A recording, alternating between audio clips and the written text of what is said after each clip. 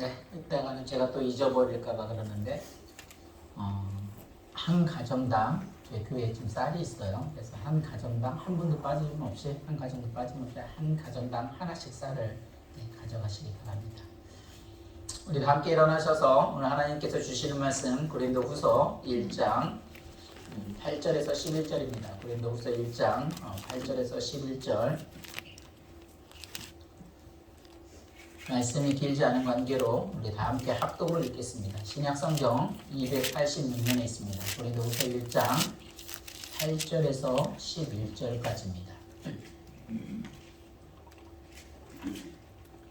우리 찾으셨으면 한 목소리로 8절에서 11절까지 다 읽습니다. 시작. 형제들아, 우리가 아시아에서 당한 환난을 너희가 모르기를 원하지 아니하노니 힘에 겹도록 심한 고난을 당하여 살 소망까지 끊어지고 우리는 우리 자신이 사형 판결을 받은 줄 알았으니 이는 우리로 자기를 의지하지 말고 오직 죽은 자를 다시 살리시는 하나님만 의지하게 하심이라.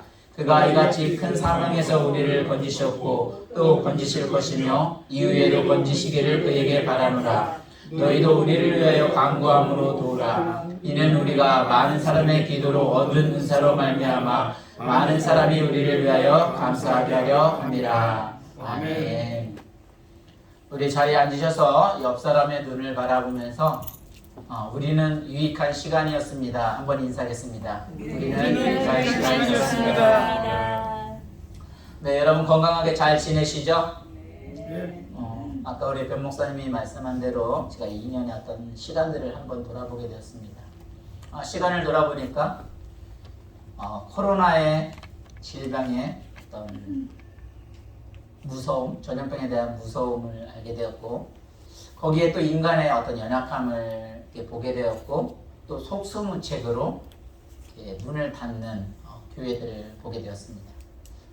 제가 알고 있는 주변 지인에도 이 코로나 기간에 또 교회에 어려움이 있어서 문을 닫고 저희 교회에서 기도하시는 분이 계세요. 그리고 또 어떤 두 교회가 작은 교회가 이렇게 합쳐서 했는데 임무 목회가 너무 힘들다고 이제 목회를 그만두신 분이 계세요. 그리고 제가 늘 어떤 물건을 살 때 새 거를 사지 않고 늘 중고를 삽니다. 그래서 늘 다른 사람을 통해서 또 한 10분, 20분 그런 눈여겨보는 것들을 봐서 또 팁을 하기 위해서 찾아가게 됩니다. 옷을 사러 갔는데요. 여러분은 제가 어떤 사람으로 보이십니까? 그분이 제 얼굴을 딱 보더니 운동을 해서 이 얼굴이면 엄청 건강한 거고 그렇지 않으면 목사님 조금 쉬쉬할 것 같다고 하면서 혹시 목사님이 아니시냐고 저를 목사로 구하셨어요. 방으로 들어가는 겁니다. 자그마치 3시간의 강의를 들었어요. 그분한테. 그리고 딱 해주시는 말씀이 이미 목에 남는 것이 없다. 정말 건강을 지켜야 한다 라고 말씀을 해주셨어요.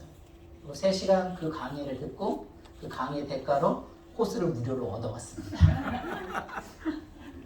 근데 제가 그분의 말씀을 듣고 어떤 담임 목사로서 정말 잃어버린 것은 무엇이고 또 얻은 것은 무엇인가를 이렇게 돌아봤는데 사실 잃어버린 거를 생각을 한다면 잃어버렸다고 해서 제가 실패를 했는가 또 얻은 것이 있다면 그것이 얼마나 좋았겠는가 좋으면 얼마나 좋은가 라는 생각을 하면서 내린 결론은 인생 뭐 다 그렇지 뭐 그러면서 2년을 다시 이렇게 돌아보니까 과연 그렇다면 우리 교회에 어떤 일이 있었는가 2년 전 기억하시나요? 저는 다 기억을 하고 있죠.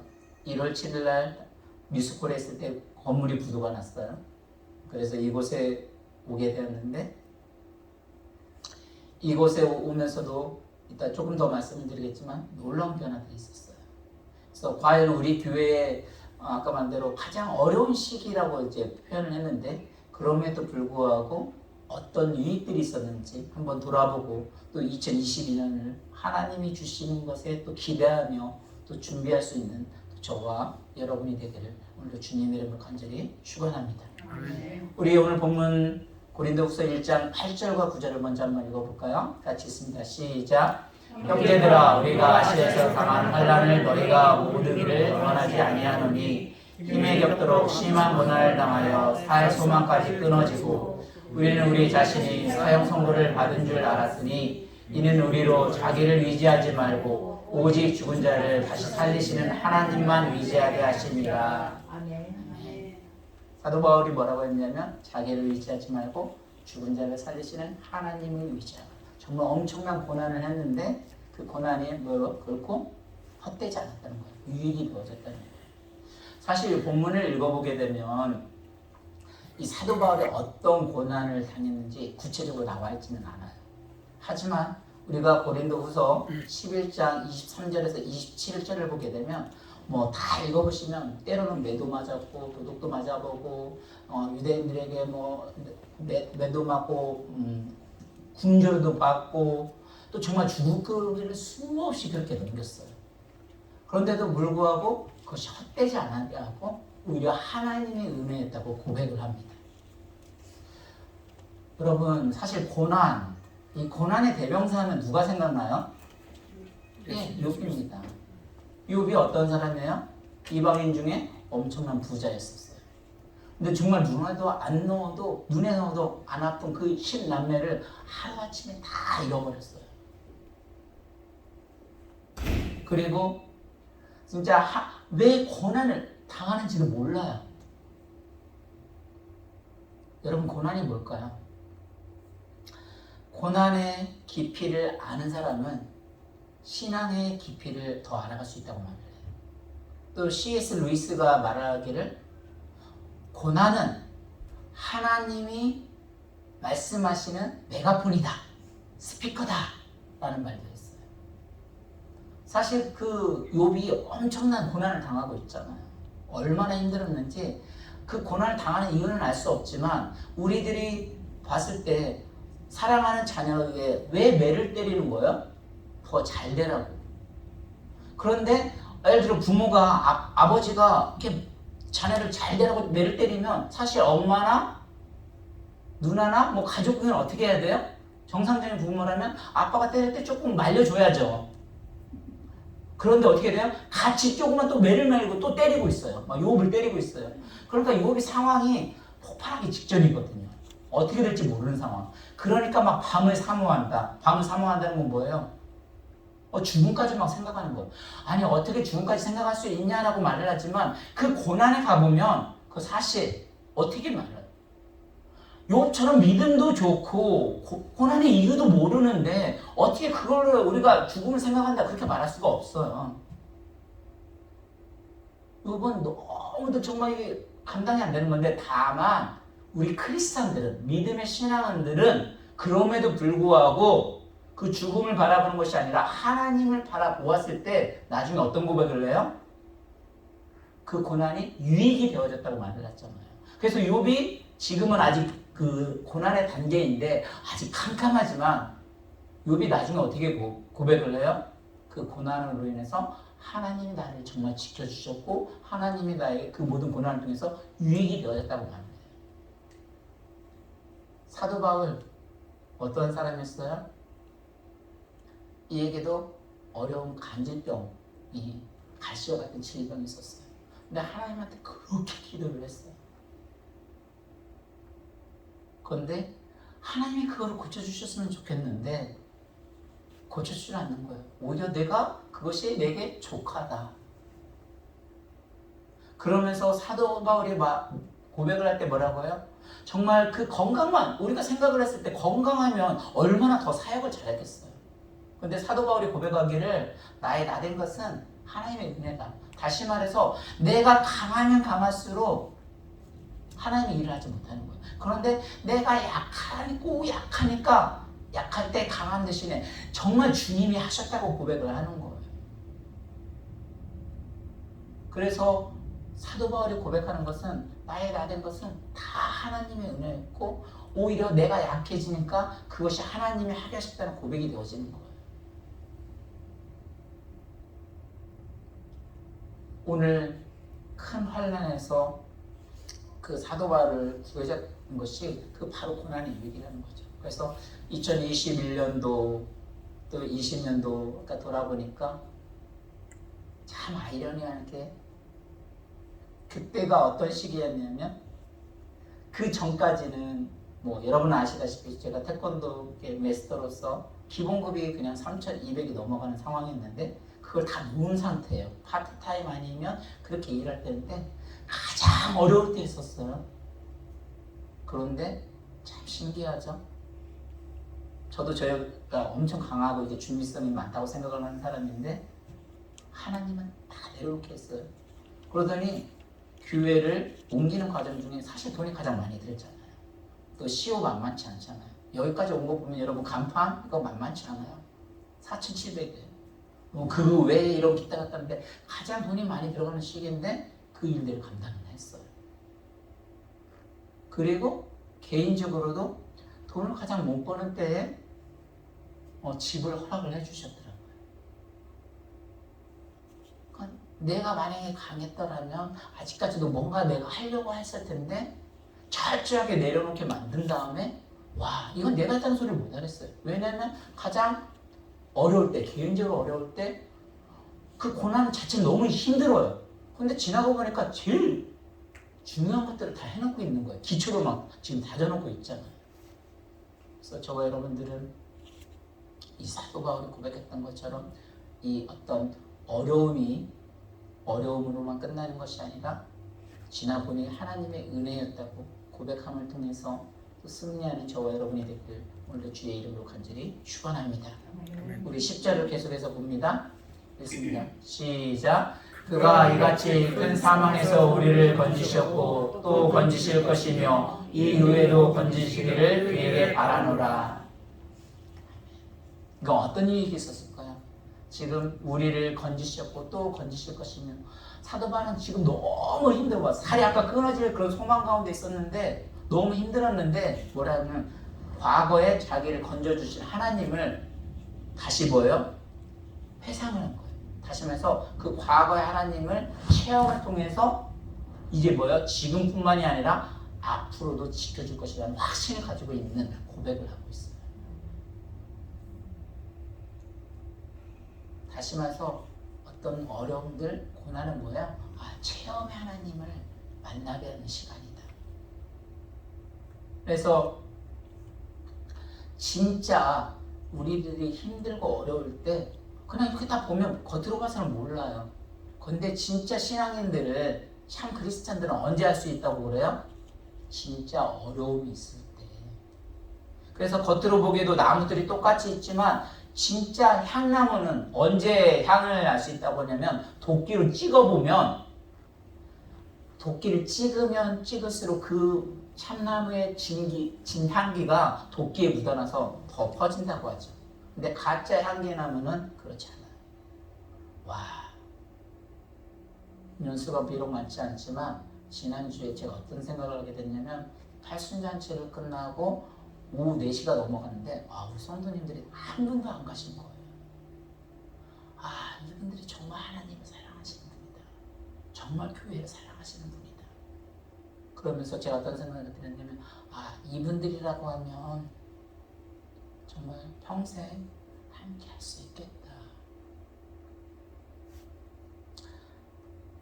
여러분 아시겠지만 저는 사실 실력은 없어요. 그러나 아까 이렇게 조건적으로 보면 너무 다 갖추어져 있어요. 학위 2개 다 가지고 있죠. 목회 담임 목사도 경력을 해봤죠. 그러나 아까 말씀대로 어쩌면 다른 교회로 지원해서 가자고 한다면 갈 수도 있는 상황인데 제 마음에는 그런 마음이 없어요. 왜냐하면 아까 말대로 얻은 것도 있지만 잃은 것도 있었기 때문에 어떤 마음이냐면 그냥 저는 남은 생에 우리 교회하고 함께 하겠다는 그런 생각을 하게 됐는데 아까 그 모습을 보면서 한 분도 가지 않는 모습을 보면서 더 마음에 확신이 오더라고요. 이분들과 함께 해야겠다. 끝까지 해야겠다. 그렇다고 해서 두려워하지 마세요. 지금까지 우리 하나님 건지셨고 지금도 건져주시고 앞으로도 건져주실 것이라고 말씀하셨던 것처럼 저는 여러분들이 포기하지 않는 이상 포기하지 않을 것 같아요. 그래서 하나님이 지금까지도 건져주시고 이렇게 오셨다면 앞으로 건져줄 거라고 확신을 가지고 있어요. 그래서 저와 여러분들은 늘 어떤 지금 어떤 두려운 환경 때문에 아파만 하는 것이 아니라 하나님이 건져주신 것을 그것을 기억하셨다면 하나님을 만나셨다면 앞으로도 그러실 것이고 또 미래도 두려워하지 않음을 통해서 더 힘차게 또 2022년도를 정말 기대를 가지고 또 소망을 가지고 또 준비할 수 있는 저와 여러분 되기를 주 이름 간절히 축원합니다. 우리 마지막 11절 한번 보겠습니다. 있습니다. 시작. 너희도 우리를 위하여 간구함으로 도우라 하는 우리가 많은 사람의 기도로 얻은 은사로 말미암아 많은 사람이 우리를 위하여 감사하게 하려 함이라. 어떤 유익이 있었던 것 같아요? 간구함으로 우리를 도와달라는 것. 그러니까 사도 바울이 진짜 도움이 있던 건 뭐냐면 기도가 정말 그 사도 바울을 도울 수 있다고 확신을 했기 때문에 그런 거예요. 정말 힘들고 어려울 때일수록 우리가 뭐야? 그때 하나님을 찾잖아요.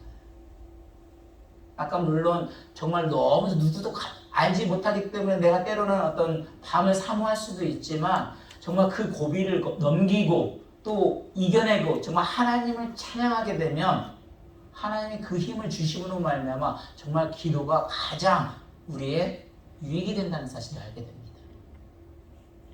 베델 헨델이라는 사람이 뭐라고 했어요? 이 기도는 전기 스위치와도 같다라는 말을 했어요. 그러니까 전기라는 것은 이 변압기로부터 각 가정의 전기로 다 연결이 되어져 있어요. 그 스위치라는 건 뭐예요? 스위치만 켜기만 하면 전기를 발생하는 게 아니에요. 그냥 통로를 연결만 해주는 역할을 하는 거예요. 다시 말해서 우리는 뭐예요? 하나님의 자녀예요. 그리고 하나님은 이미 우리에게 주실 선물들을 축복들을 다 준비하고 계세요. 우리는 뭐만 하면 돼요? 간구하기만 하면 돼요. 그래서 에스겔서 26장 37절인가요? 36장 37절 같이 있습니다. 시작. 주 여호와께서 이같이 말씀하셨느니라. 그래도 이스라엘 족속아 이같이 자기를 내게 구하여야 할지라. 내가 그들의 수요를 양떼같이 많아지게 한다. 이게 무슨 내용이에요? 지금 에덴 동산처럼 너희를 이스라엘 백성들을 다 회복시켜 주겠다는 약속이에요. 그런데 회복시켜 주는데 뭐를 해야 한다고요? 간구는 너희가 하나님께 구해야 한다는 거죠. 그러니까 하나님께서 우리에게 모든 걸 다 준비를 해주셨어요. 그런데 뭐예요? 기도는 우리가 해야 한다는 거예요. 그러니까 기도하니까 뭐야? 그 힘들도 주시고 이 어려움이 아니라 오히려 축복의 통로로 바뀌는 거고 연결이 되기만 하면 하나님이 채워주신다고 말을 하고 있어요. 그래서 저와 여러분들은 정말 남은 시간 얼마 남지 않았습니다. 늘 어떤 사람 때문에 환경 때문에 너무 힘들어하는 것이 아니라 이 모든 것을 건져주시고 지켜주시고 앞으로도 건져주시는 하나님을 바라보면서 또 함께 또 힘차게 더욱더 파워 있게 달려갈 수 있기를 오늘도 주님 이름으로 간절히 축원합니다. 우리 이 시간 기도하겠습니다. 우리가 기도할 때 하나님 2021년도 혹시 우리에게 고난이 있었습니까? 근데 그런 고난들이 우리에게 또 유익이 된 줄로 믿습니다. 고난받을 때는 고난이 힘들어서 그것이 축복인지 뭔지 분간할 수가 없습니다. 하지만 우리가 믿음을 잃지 않고 끝까지 지키면 그 고난이 축복이 되어 돌아오게 될 줄로 믿습니다. 또 지난날의 체험은 소망 중에서도 살도록 우리를 이끌어 주십니다. 2020년 또 21년 고난 가운데도 우리를 도우셨고 또 그 하나님을 기억하고 또 힘든 일이 있거나 어려운 일을 당할 때도 더욱더 주님만을 의지하는 저와 여러분이 되기를 주님으로 간절히 원합니다. 그리고 마지막으로 기도는 믿음의 도움을 주는 어떤 유익한 은혜입니다. 기도는 스위치를 켜는 겁니다. 2022년도 또 하나님 우리에게 많은 축복을 예비해 주셨습니다. 근데 그 축복은 그냥 주시는 것이 아니라고 했어요. 우리가 기도할 때 받을 수 있는 겁니다. 오히려 내가 너무 강하면 오히려 기도하지 못해요. 새벽 기도 나오지 못해요. 근데 정말 내가 너무 없어서 너무 힘들어서 너희가 아파서 정말 하나님을 부르면 그때 오히려 하나님을 진짜 만날 수 있는 겁니다. 그래서 이 시간 주여 우리 한번 외치면서 우리 다시 말씀을 생각하면서 함께 동서로 기도합니다.